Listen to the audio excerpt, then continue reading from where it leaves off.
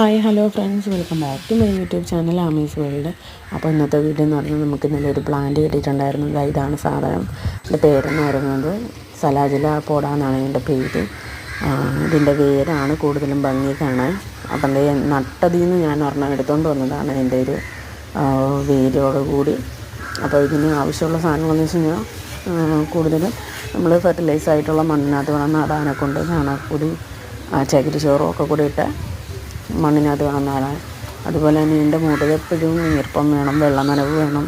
അതുപോലെ തന്നെ സൺലൈറ്റ് പാടില്ല, ഡയറക്റ്റ് സൺലൈറ്റ് പാടില്ല. ഇൻഡയറക്റ്റ് ആയിട്ടുള്ള സൺലൈറ്റാണ് ഇതിന് കൂടുതലും വേണ്ടുന്നത്. അപ്പോൾ നമ്മുടെ ഈ പ്ലാന്റിൻ്റെ ഹ്യൂമിഡിറ്റി എന്ന് പറയുന്നത് 13 ഡിഗ്രി സെൽഷ്യസ് മുതൽ 17 ഡിഗ്രി സെൽഷ്യസ് വരെയാണ്. അതുപോലെ തന്നെ നമ്മളിത് നടുന്ന പോട്ടിനകത്ത് എപ്പോഴും ഒരു വെള്ളത്തിൻ്റെ നനവ് വേണം, ഒരു ഈർപ്പം വേണം. അതുപോലെ തന്നെ ഡയറക്റ്റ് സൺലൈറ്റ് പാടില്ല, ഇൻഡയറക്റ്റ് സൺലൈറ്റാണ് വേണ്ടുന്നത്. ഇപ്പോൾ ഞാനിപ്പോൾ ഈ പോട്ടിൽ നിന്ന് മാറ്റാനിരിക്കുകയാണ്. അപ്പോൾ ഇത് തിക്കായിട്ട് വളരുന്ന ഒന്നാണ്.